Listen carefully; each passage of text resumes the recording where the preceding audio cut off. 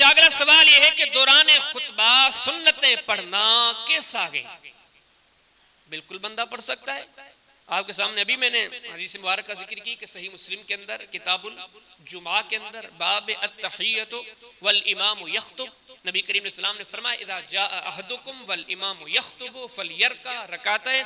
آپ نے فرمایا کہ خطیب خطبہ دے رہا ہو، آپ میں سے کوئی دوران خطبہ آ جائے تو اس کے چاہیے کہ 2 رکعت نماز پڑھے.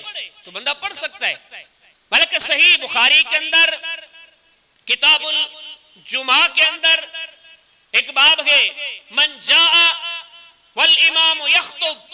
حدیث میں آتا ہے کہ نبی کریم علیہ السلام ایک دن خطبہ دے رہے تھے، دوران خطبہ ایک بندہ آیا اور آ کے بیٹھ گیا. تو نبی کریم علیہ السلام نے دوران خطبہ ان سے پوچھا صلیت، کیا نماز پڑھی ہے تو نے؟ یہ 2 رکعت جو پڑھنی چاہیے تو نے پڑھی ہے؟ حدیث میں آتا ہے قال اللہ، اس بندے نے کہا کہ نہیں میں نے نہیں پڑھی. آپ نے فرمایا قم، اٹھو فرکع رکعتین، 2 رکعت پڑھو.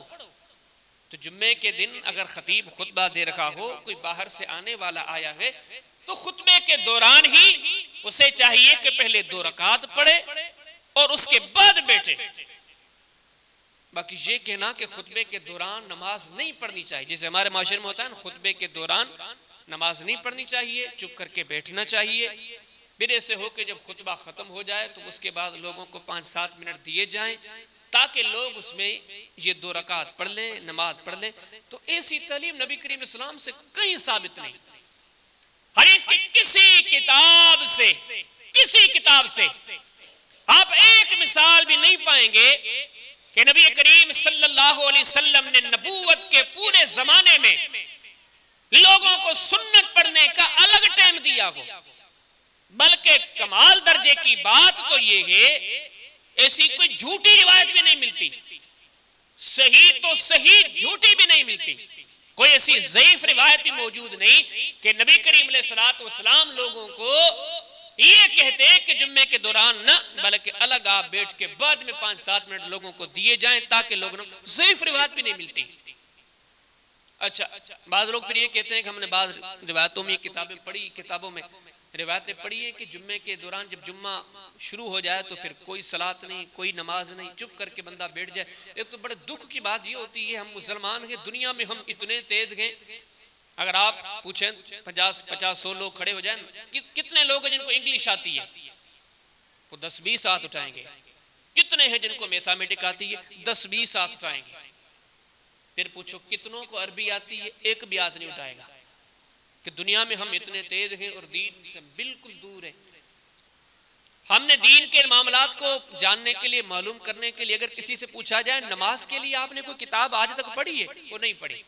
اگر کسی نے پڑھی بھی ہوگی تو وہ کہے گا کہ چھوٹی سی اتنی سی نماز کی کتاب ہے جنت کی کنجی، وہ میرے پاس پڑھی ہے، وہ میں نے پڑھی ہے، وہ میں نے دیکھی ہے.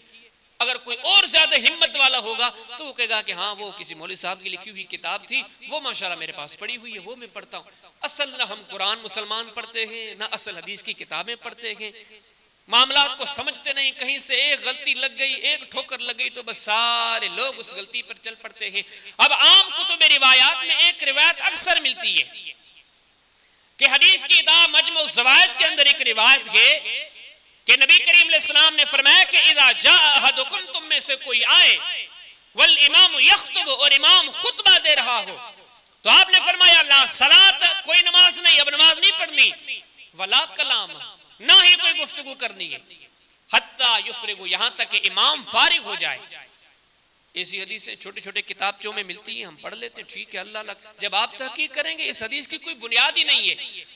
جس کتاب مجموع الزوائد کا حوالہ دیا جاتا ہے اسی کتاب کو جب آپ اٹھائیں گے، اسی کتاب میں جب آپ کتاب الجمعہ کھولیں گے، اسی کے اندر کتاب الجمعہ کے اندر جب آپ یہ باب کھولیں گے، اس بندے کے بارے میں جو بندہ آئے اور خطاب چل رہا ہو، یہ حدیث ذکر کرنے کے بعد صاحب کتاب خود فرماتے ہیں کہ حدیث جھوٹی ہے، صحیح ثابت نہیں ہے. ان کے بیان کرنے والے ایک بندے تھے ایوب بن نحیک نامی، محدثین امت کے ہاں متفقہ طور پر متروک ہیں اور ناقابل اعتماد ہیں. تو خلاصہ کلام یہ ہے کہ اگر کوئی جمعے کے خطبے کے دوران آیا ہے تو نبی کریم علیہ السلام کی تعلیم کے مطابق وہ 2 رکعت پڑھ لے، پڑھ سکتا ہے، اسے پڑھنی چاہیے، یہ حکم ہے. باقی یہ چیز غلطی پر مبنی ہے کہ بندہ نہیں پڑھ سکتا، بعد میں 2 4 6 منٹ دیے جائیں گے